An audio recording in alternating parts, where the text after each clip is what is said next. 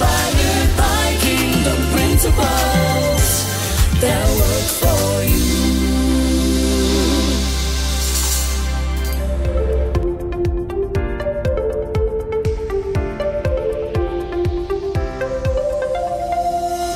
Hi everyone, this is Raquel Beneby Hart, and welcome to the Power of Her Story, where we are curating and celebrating the journey of women from around the world. And I am delighted today to have with us another powerful woman from the island of St. Kitts. And I'm going to share a little bit about her. I'm going to read her bio. It's a very, very powerful bio. And I'm reminded of a saying that I coined a year ago. Life is a journey of people, places, and perspectives.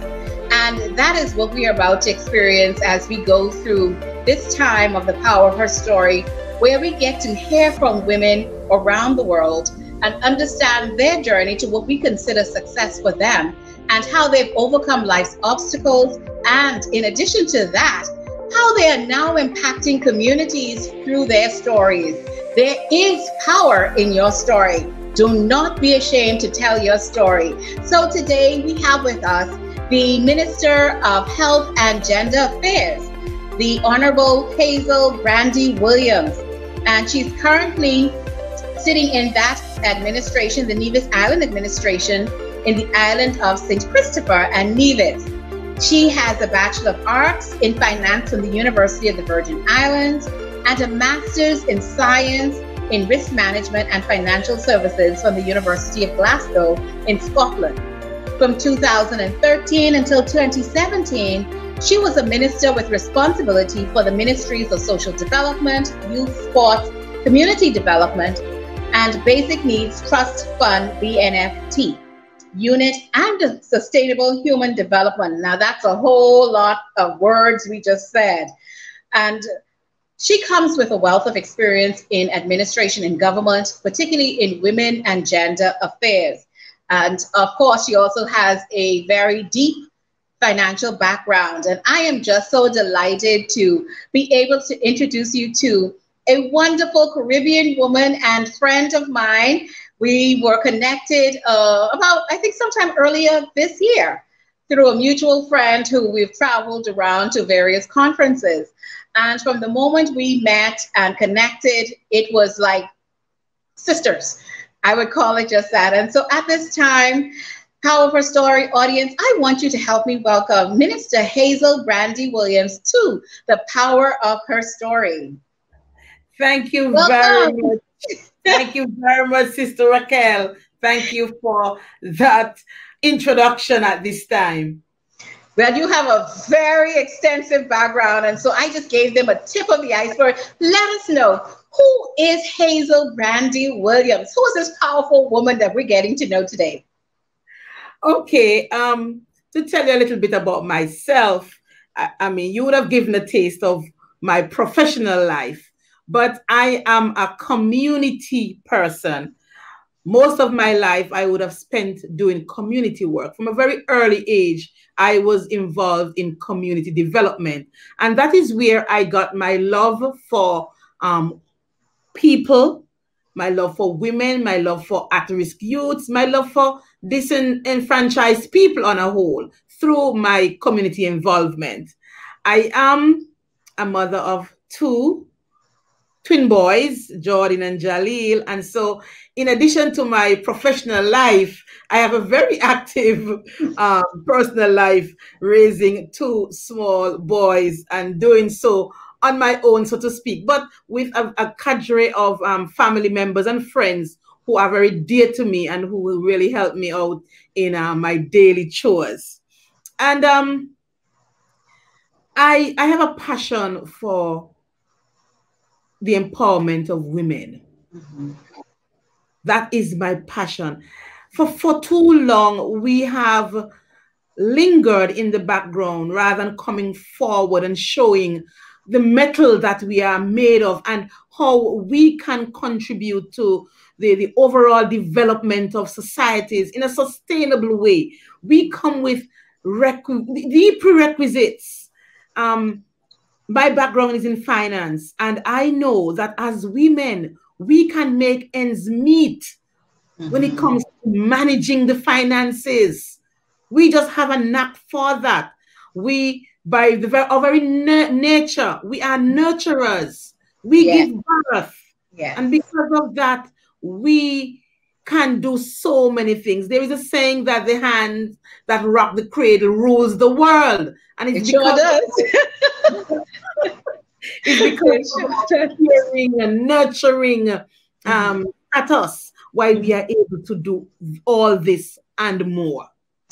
Now, you mentioned a lot about community and your passion about community.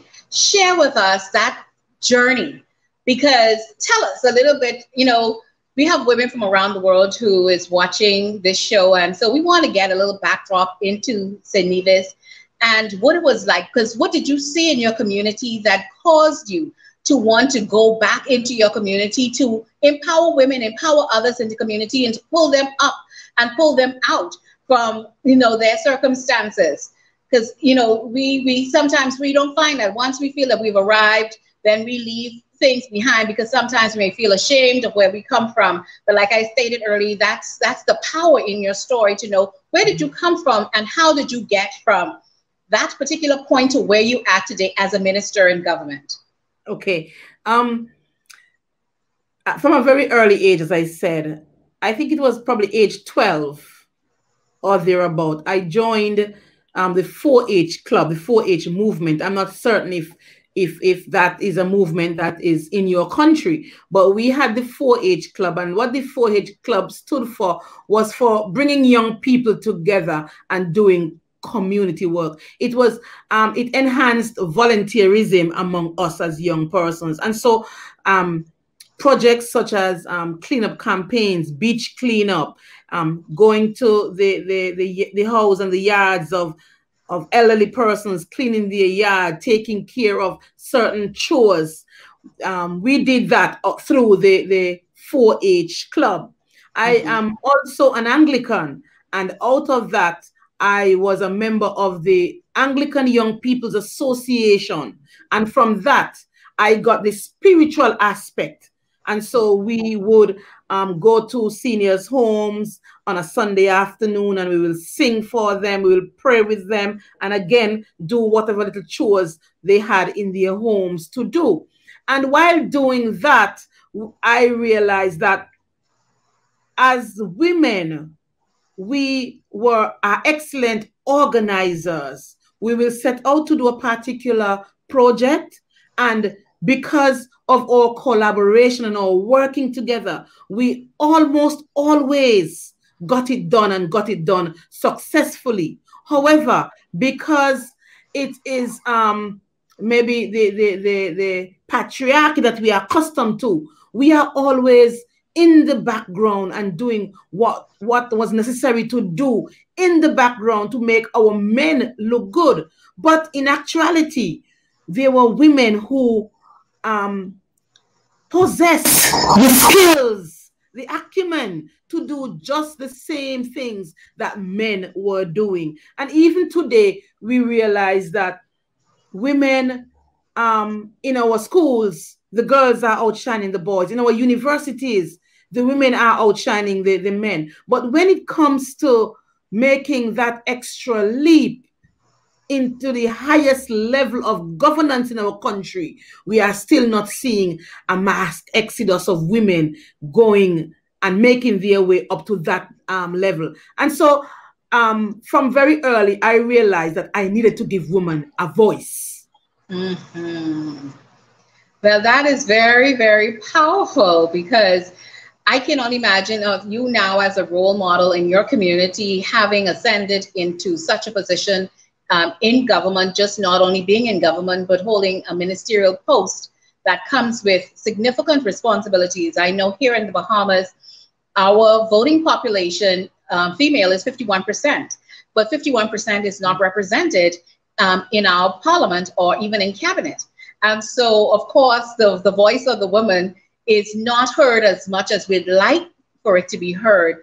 And so I commend you and I congratulate you in what you are now, I would consider a role model, not just only in your community, but in the Caribbean region at large, because we're not seeing women holding those high positions. So tell me, with that being said, how is that experience for you as a woman in a male-dominated area such as politics and government?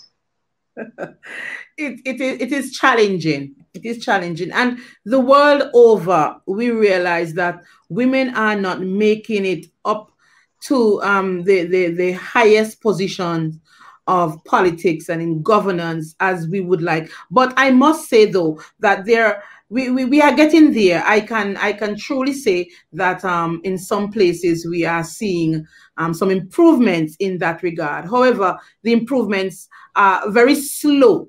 However, we would want to see it done a little faster, so that we can have real equality and real parity in governance. But we first have to convince the women that we have to support each other. I think there is where the problem lies. It is true that, and in St. Kitts and Nevis as well, the women form the critical mass. We are indeed 51% of the electorate.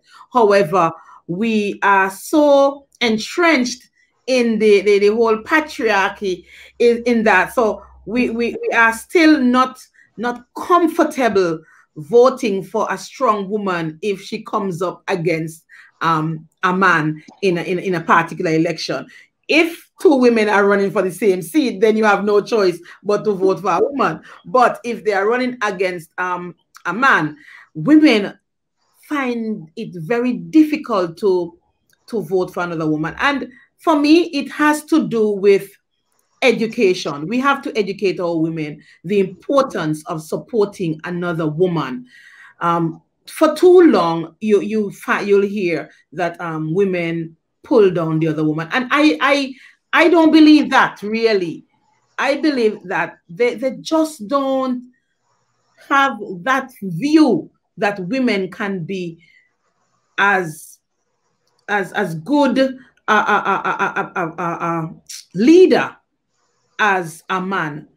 We are leaders in our homes, but they're not seeing us as leaders on that stage. And so it would take some doing in terms of educating our women. In addition to that, I am not one who feels that we should rule on our own.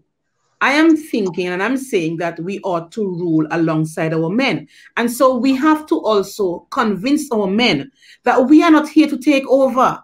We are here to govern with you, to rule with you, because as women, we are socialized differently. We bring a different skill set to the table, and our skill sets are complementary as opposed to coming to take over.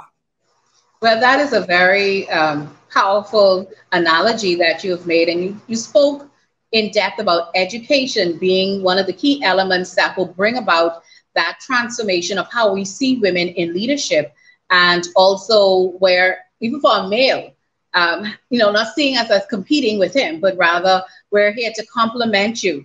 Now, in speaking about educating, what have you been doing in your community? And when we speak about empowerment and educating women along this line, share with us what has worked for you in St. Nevis to make a difference in this aspect. First of all, let me start this way. When I got into government in 2013, I said to the then premier that I would be happy if he can do one thing for me, and that is to ensure that a woman and a youth sits on every board that would be constructed during that term in office. And that was the first thing I did in terms of seeing more women coming alive. And so women, yes, were put on boards and they made their contributions on those boards. So that was number one. And then ever since, every year I would put on a conference looking at the Sustainable Development Goals. We look at one or two per year.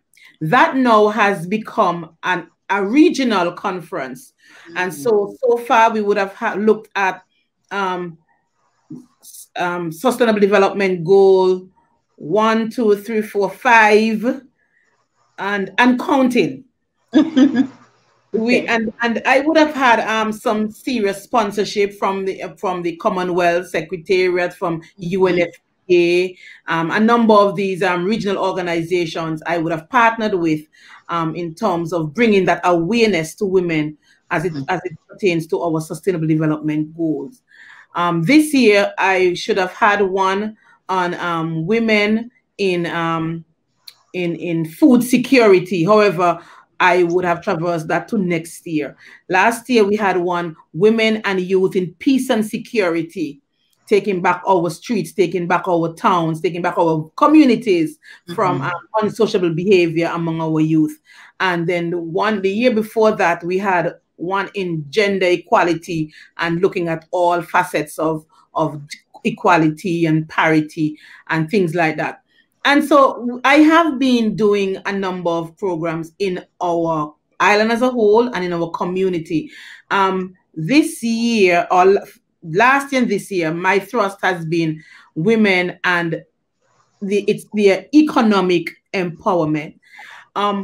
Because when we look at the men who are in politics and in government, they are well connected and they have some sort of start-up. So they are well positioned. And for women to be well positioned, we have to look at their economic situation. And so I have started this year through the Ministry of Gender. We are conducting boot camps, encouraging women to become entrepreneurs. The government would have secured some grant funds from the government of China, Taiwan. And so through those funds, we are making small loans available to women who want to become entrepreneurs and get into their own business.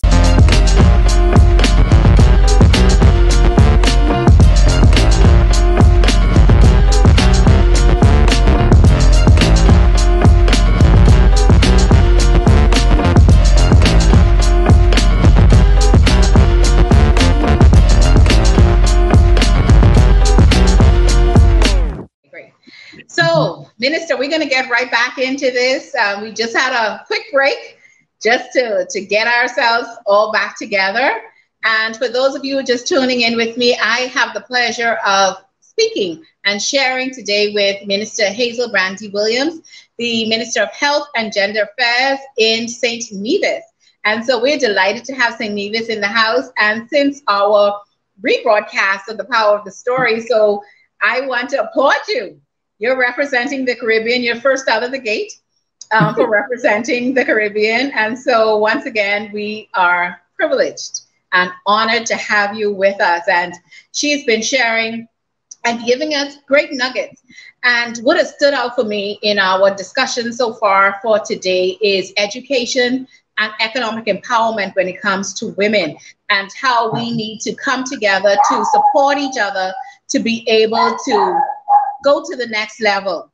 And so, Minister, as we are beginning to wind down a bit, I want you to share a little bit more about what you have been doing in St. Nevis. You shared a little bit about some of the programs that have been implemented, and we want to hear a little bit more as you share with other sisters in the Caribbean region best practices, things that we can do to help our communities, both from an education standpoint, educating women how to take themselves to the forefront of leadership, and also from an economic empowerment standpoint. How do we do that? There's a saying that says, how to make $1 out of 50 cents. And if you have a mother like mine, you will know how to make $1 out of 50 cents.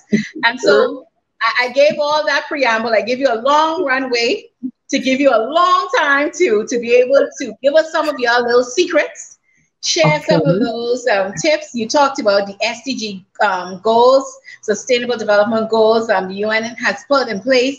I've been particularly focused on goal number 5 this year, focusing on gender-based violence. You talked about all of those wonderful things. How have you, through education and economic empowerment, been making it happen for women in St. Kitts and St. Nevis? In order to push women forward, we must be deliberate in creating mechanisms by which we can encourage them to take up leadership positions. We must educate them first and foremost. We must encourage them to become entrepreneurs and make their situations better, but we must supply them with the necessary tools to do so. Having them trained in technology is the way to go as well. And most importantly, we have to give them a voice, and that voice will propel them to move forward.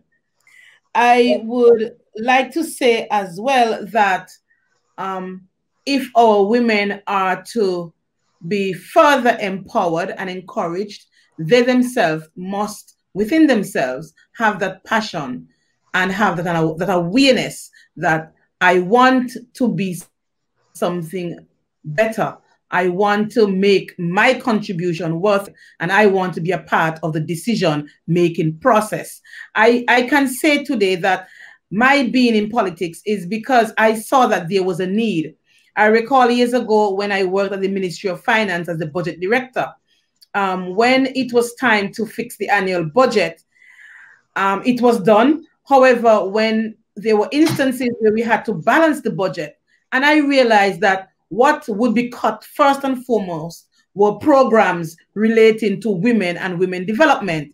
And so I decided that I have to make my voice heard when it comes to protecting these programs that were geared towards women and that were cut.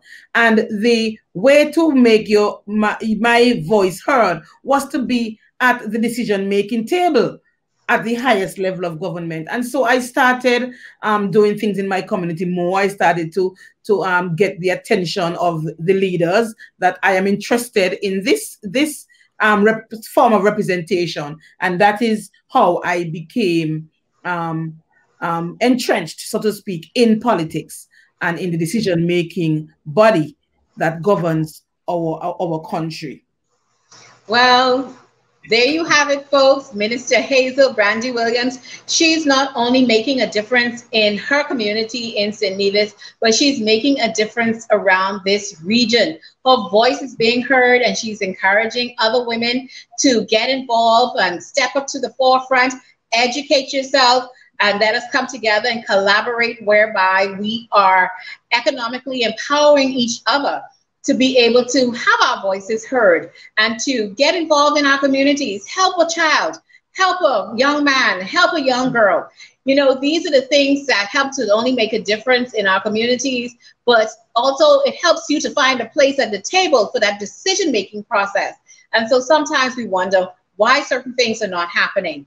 You can make that difference. And so what I am gathering from our time here today is that we as women, yes, there may be obstacles that we have to overcome, but we do have a voice, we do have a choice, and we can begin having our voices heard by the things that we do in the community, by our engagement in our community. If it's just helping someone across the street and making that, the spirit of volunteerism, where you become a volunteer crossing guard, and you're there helping, kids around and elderly and those who may be around in your community. Maybe it's sharing a hot meal with those in your neighborhood, even if it's just one plate.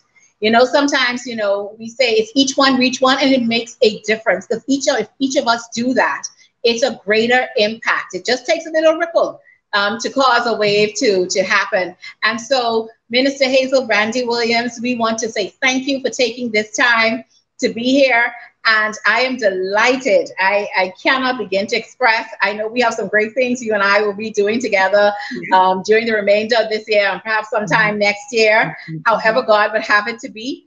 But we want to make a difference not only in our respective countries, but we want to make a difference in the region, and we want to make a difference in the women around us, wherever you may find yourself, because we have, particularly women of the Caribbean, there is a wide diaspora. And so wherever you are, you can make a difference. That is what is coming out to me. Educate yourself, economically empower yourself, get a seat at the decision-making table, and let's do this together. Let's collaborate. We're not competing, but we are collaborating. And so thank you so much. It has been my pleasure to be your host today with The Power of Her Story. I am Raquel Brandy-Williams.